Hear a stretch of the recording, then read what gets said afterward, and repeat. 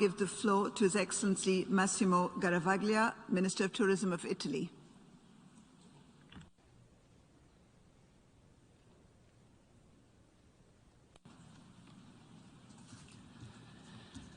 Madame la Présidente, President, distinguished tourism ministries, excellencies, distinguished delegates, ladies and gentlemen.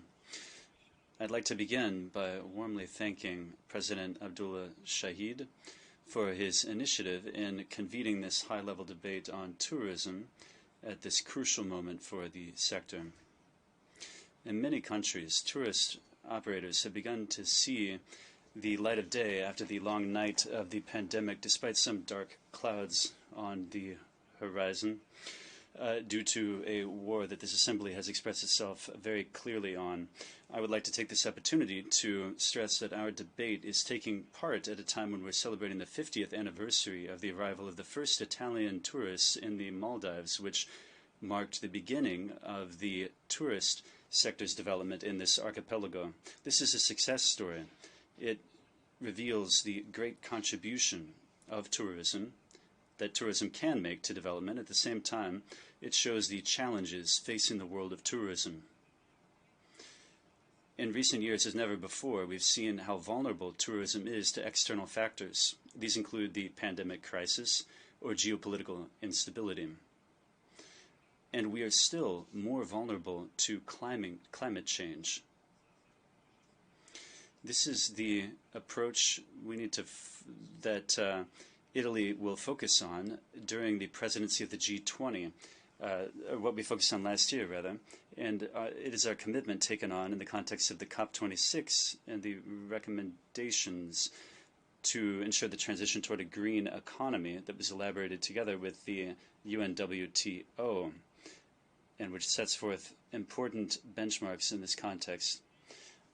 I would like to focus overall on some opportunities that are opening up during this deep period of transformation in the tourism world. There's a great opportunity from the transformation of tourism, tourist demands.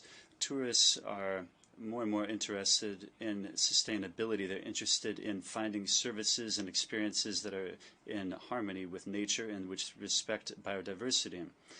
There's also a strong potential for growth for all forms of tourism, all forms of low environmental impact tourism, such as climate-limited ecotourism and others, or soft tourism. These are all forms of tourism that rest on a balanced and authentic relationship to nature, with the territory, and with local cultures. Also, wine and gastronomy tourism perfectly illustrates this concept. The modernization, the improvement of energy efficiency, and the sustainable transformation of tourist infrastructure, starting with the hotel sector, but also encompassing the whole of a tourist destination, is a motor for economic recovery as a whole. We therefore need to take the opportunity afforded by the digital transformation. This offers us to offer differentiated products and services.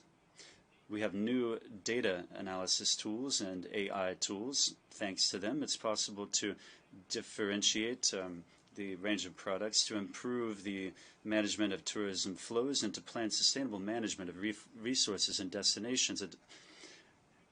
Madam Chair, I would like to conclude on a note of hope. This is the hope that the young generations give us. In recent years, we've seen the extent to which momentum from young people was vital to sustain our commitment to combating climate change.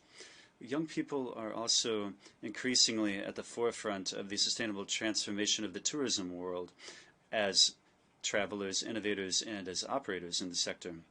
Thus, together with the UNWTO, we will be welcoming young people from the entire world in Sorrento, Italy on the 27th of June and the 3rd of July.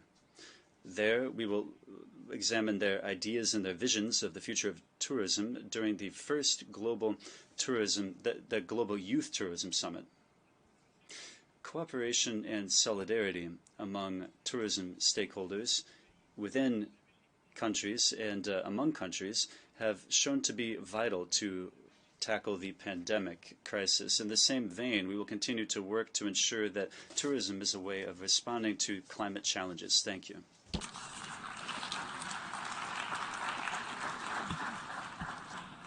I thank His Excellency Massimo Garavaglia, Minister of Tourism of Italy.